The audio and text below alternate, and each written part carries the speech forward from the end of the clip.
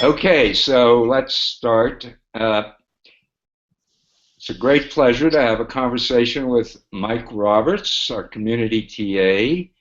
And Mike, could you introduce yourself? My name is Mike Roberts. I'm the community TA for this class. I've community TA'd a bunch of classes, well, 3 classes, but a bunch of times at this point. Um, I have I'm the Howard Wolowitz of this conversations group because I'm the first person not to have a PhD. I only have a master's, and I've been a programmer since I was 14 and have been a professional since about 1990. I guess about 1990, I started to get paid to be a programmer, and I've done it ever since. At the moment, I'm unemployed, looking for a job, but other than that, everything's great in the computer world for me. So, what made you decide to take this class? Well, first off, C's been my language of choice ever since about 1985 or 6. Somebody walked into a computer lab at the university I was going to and said, "Hey, I've got the next greatest language here on this disk. Who wants a copy?" And I just took off from there, and it was about a year and a half before the university even taught a C class. And in between that time, I was teaching myself, and I didn't really like the Cunningham and Ritchie book very much, and I ended up finding this, which is a book on C by, I think this is the right corner, Al Kelly and Ira Pohl. And so when I saw this class was being offered, I saw that Dr. Pohl was going to be teaching it, and I even have the first edition of C++ for C Programmers by Ira Pohl.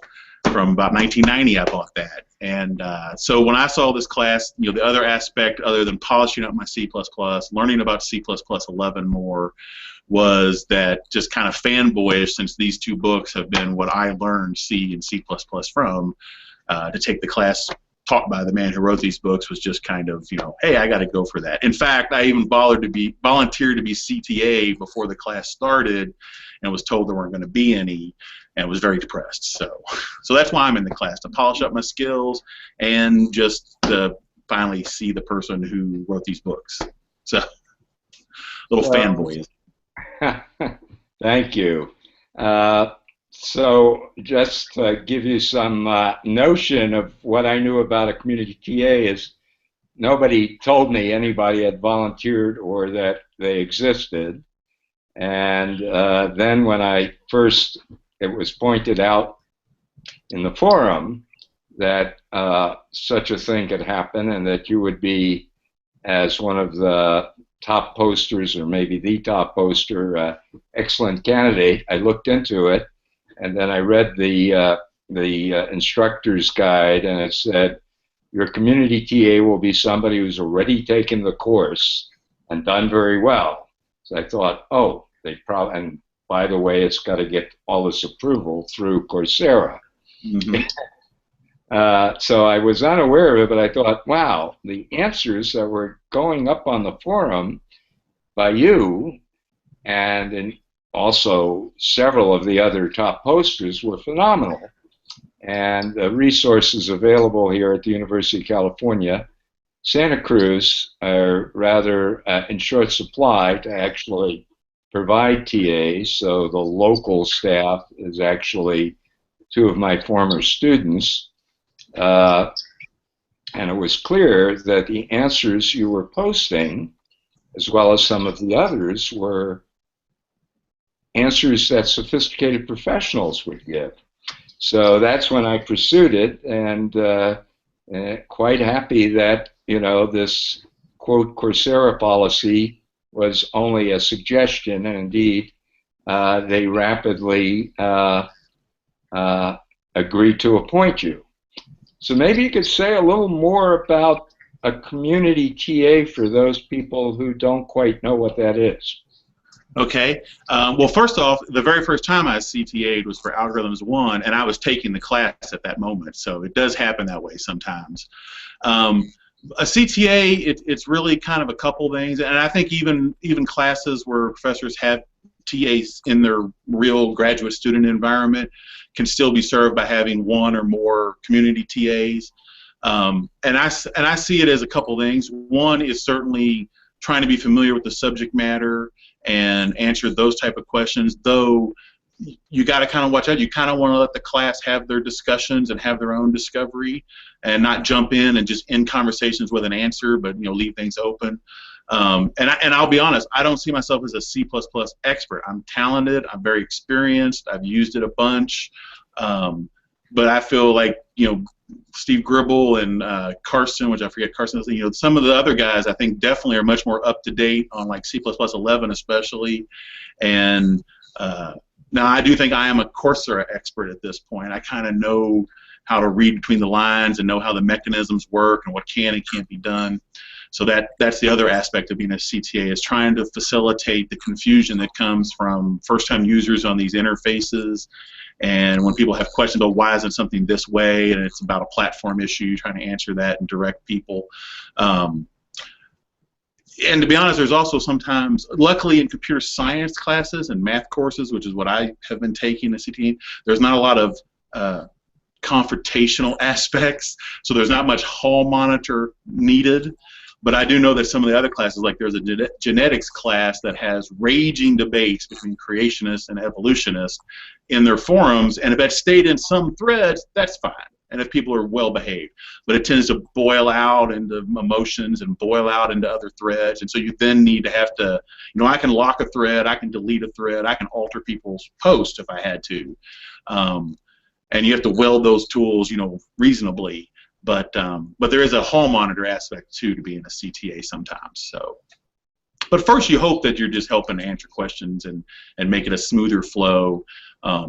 Personally, I see it also as a kind of a constant study. I keep getting challenged by reading people's posts, even when I don't answer.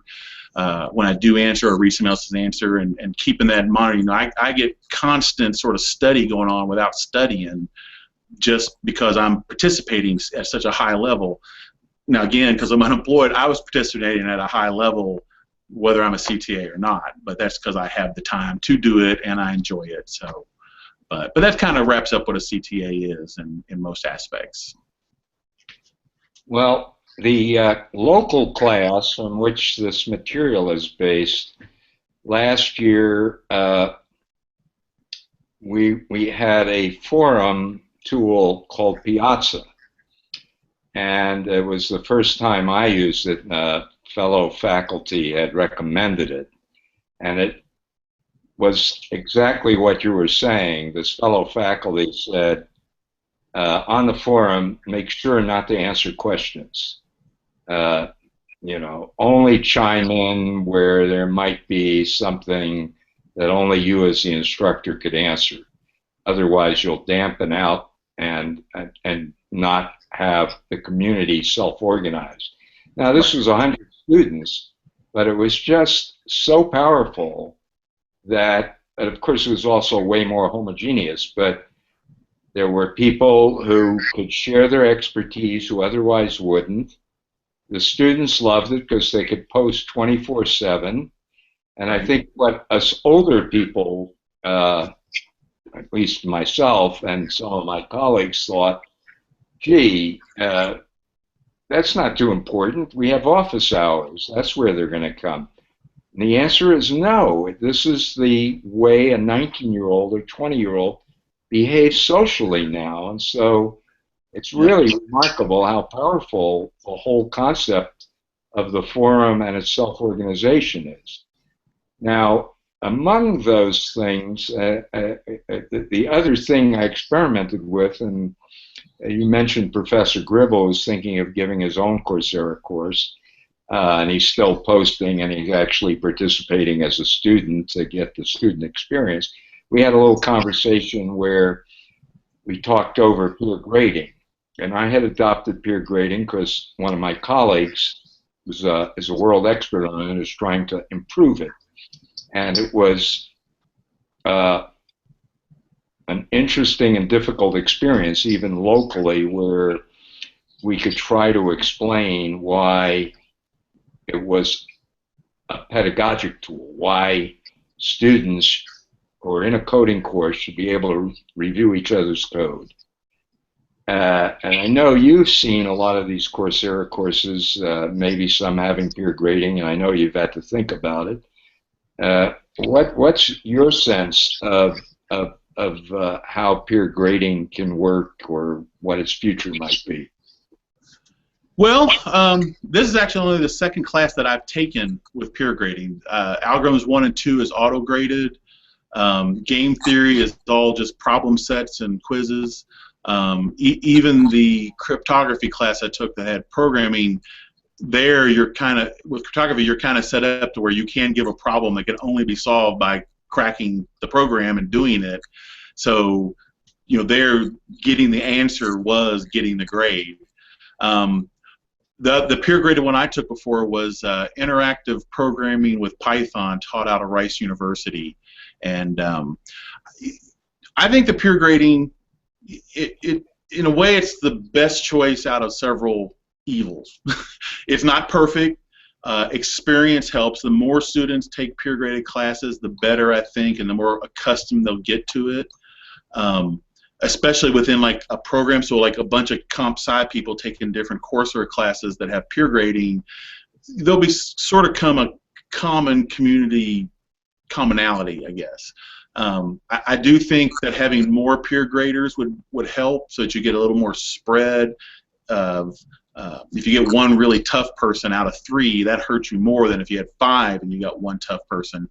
Of course, problem there is a lot of people aren't doing the grading. I've only been graded by 2 people now on both of the assignments. So saying you want 5 or 7 graders really isn't going to fly if you can't even get 3.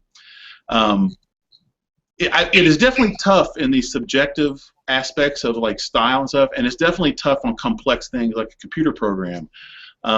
You know, I'm not a literature person. I mean, I read and stuff, but you know, I know there's some classes that are kind of like essay-based as their assignments, and they have other students read them, and there you're going to get a huge amount of flux too. You know, you have non-native English speakers taking the class. You have people who have maybe very interesting styles of writing, and somebody doesn't like that style. So you get these. It's very complex.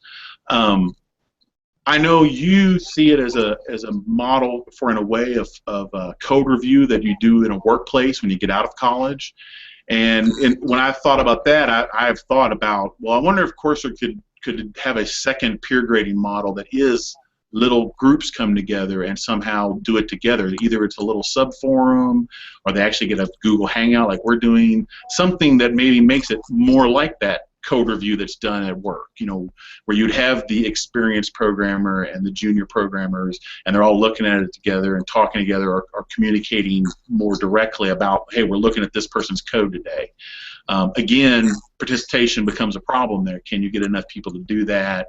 Do you have a mix in the group enough? So I think, you know, I think peer grading, you've mentioned it before, that it does scale. You know, you can get 10,000 students, 100,000 students, 1,000,000 students, and technically still pull off peer grading, where, you know, even a server or a set of servers doing auto grading, you know, that costs money to do, for one thing, to run those servers, and it's a lot of work to set them up and maintain them and design good cohesive tests. You know, the Algorithms 1 class and 2 class that I've TA'd, I know how much work they put into just the assignments they keep reusing. So now you throw in, we'd like to change assignments. Ooh, that's a lot more work again.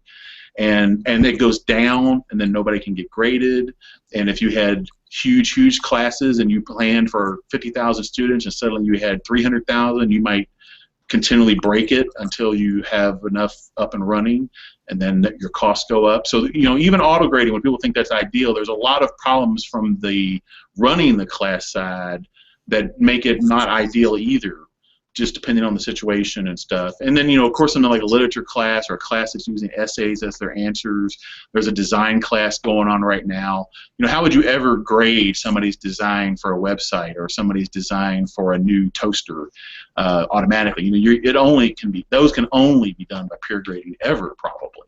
So I mean, I think peer grading is what it is, and we have to work with it, and you know, hope that people like your friend Luca are going to help make things better and better tools, and then also that as MOOCs go forward and are using it more and more people get experience doing it, and that helps to alleviate people's dislike and fear and the imbalances that maybe are appearing here now. So we got to give things time. It's a big experiment. Yep, everything is a big experiment. Well, Yes. one The, thing I'm curious about is, if you want the target audience for the class, as discussed in quote the prerequisites, was somebody with about a year of experience in programming in C and about a year of computer science course background, which would be some basic stuff in data structures and some of the basic concepts in object-oriented programming. Here at Santa Cruz, that is a standard student where they're actually started with Java as their OO and then a little bit of C. And then because it's felt here that the gaming students and some of the other people, we have a specialty in high performance storage systems, they really need to move on to C, to the more advanced uses of C and C++. Uh, so they need this course that transitions them away from Java. And that's really a sophomore, junior level participant. From what I saw in some of my analysis that Coursera gave me, indeed, what seems to be 60 to 70% of the participants are those. But when I go to look at the forums, you almost think that they're dominated by people who have your level of experience. And I'm wondering if you have advice to the general participant. I'm wondering if that sophomore somewhere in Kazakhstan is intimidated, or maybe I'm not seeing where they're having their discussions, which right. if I go back to my home base, the students were all discussing in Piazza, the 100 students, they were all chiming in. Of course, the more practiced students said more, which is fair. Right. But it wasn't that, the student who had a question about vector felt uncomfortable in asking that question because they would not be up to the general level of expertise. Do Right. you have advice, or how have you seen this play out in your experience? Well, there are certainly a lot of factors involved. You certainly have many students from all over the world, so that English is a barrier just to take the class. So to get into the forums and to dig through them and maybe read a lot of them is tough. To then try to pose questions, even tougher. There's also probably some time aspects about being around the world. If somebody in America asks a question, somebody in Australia is asleep, probably, I think that time zone's right, and the question might be 4 or 5 answers by the time they wake up and look at it. So, if there's a concentration of, say, American and Western European students, which I don't know what type of spread we have in this class, you can certainly probably have some parts of the world that maybe aren't getting the shot to answer the questions, and there's some aspect. I also know that if you look at the names and the participants in the class, in the forums, it's a much smaller percentage than are signed up. Now, courseware classes typically have huge numbers sign up, and then as they progress, they lose large numbers because people get behind, they decide the class isn't for them, personal life and time constraints interfere until they drop and hope to take it again. And by the end, you have quite a bit less than you started with. And probably people who participate in the forums are more likely to stick it out because that extra participation ties them. But there are a lot of people lurking in the forums. A lot of people who are reading and following the forums, but they never post. Now, whether that's, I'm sure some people it's shyness, some people it's privacy, or maybe sometimes they feel like, oh, I'm going to embarrass myself if I ask a question. I personally, there's the ability to be an anonymous poster. I personally find that kind of not a good idea for an education environment. I understand anonymity for the internet and the world, but for me, it's not what I expected in an education environment. But you see a lot of people post using it, and I figure, some of them are posting that way because they don't, they're just private, and some people it is trying to avoid embarrassment.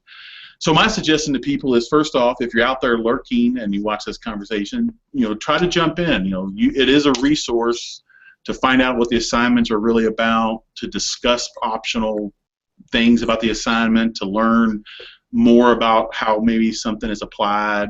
You know, like we've been using graph theory in this class, and we're heading to using it, you know, for doing this AI and this game Hex. But it's used in all types of things. So, you know, there's all types of things people could be talking about how it's used, and we've seen a little bit of that. But it's kind of like people just need to jump in, and in a sense, if everybody participated in the forums, it probably would just be crazy in the forums. So having all 50,000 students participate might be insane, but like I said, I figure the lurkers are lurking a lot of the time because they feel like the things they would have asked might have already been asked, or the things they would have answered have already been answered. So they, don't jump in, and maybe they only get a check for 30 minutes a night. Me again. I'm a single guy. I'm sitting here on my couch at night. I'm unemployed, so I got a little more time free to sit here and be next to my computer. And I've already heard 3 or 4 emails ding here that I'm sure from the class posting in the forums that as soon as I get done here, I'll be off looking at. But so people, it varies. I'm sure there's some people who at their job can answer forum questions because their boss is real relaxed about that stuff. In other places, that would never be allowed. So then they have a narrow window to participate. But I think the main thing is that even if you're not going to post, use the forums. I cannot imagine taking these classes and not reading and trying to keep up with the forums, because it's where you find out clarity on assignments. Here Dr. Poles made our assignments that they have a lot of flexibility. He's not giving us a rigid spec document like we get in Algorithms 1, where they tell us these are the functions you will make in this class, and here are the 3 classes. Here, everything really is a suggestion and one possibility. And so you have a lot of flexibility here, but then you do need to discuss, hey, is this a good idea or a bad idea? I know in this current homework 4, people are talking about, do I do graphics? Do I do actual color? And I've been telling everybody, well, not if you hope to have your graders grade your thing by running it, which is not required, but they have little hope to run it if you go using a library that isn't on their OS or that they just don't want to install. So you find that stuff out in forums. So at least read forums if you're not posting. Post, don't be afraid to, I goof up all the time posting stuff and have to backtrack or have somebody like Karsten or Stephen Gribble or somebody point out, hey, that ain't exactly right. You just got to lump it sometimes. Take it. I think that's great advice. Well, I think we need to wrap up, and I didn't know whether you had any final advice to students, any last takeaway, or something else that you want to say about this. And well, I just would tell people, use Coursera for what it is, a tool to learn, and we want certificates, but they don't mean a whole lot right now in the world. Maybe they'll mean more later. So don't get too tied up. I've not completed homework 2 and homework 3 because of time, between being a CTA and other stuff. And you just got to go, well, the class will be offered again. Hopefully next time I'll get that certificate if you don't get it this time. The important thing is to learn what the class is teaching you. The important thing is to find other classes that interest you. And I think one thing, and this goes back to the real university world where they make you take classes outside of your scope of interest, I hope that as I have taken classes that I am directly interested in, that I eventually will have time to take something like the history of science fiction or postmodernism, or some of these classes outside of my normal interests of technology and math and computers. So other than that, everybody keep out there and keep programming. Okay, well, it's wonderful to have you as a community TA. I cannot tell you how relieved I was when you came on board, and the amount of attention that you're paying to is just critical to making this a success. So you have my thanks anyway, and great conversation, and hopefully the rendering and posting will go smoothly. Yep. Okay. Bye, everybody. All right. Take care. Yeah.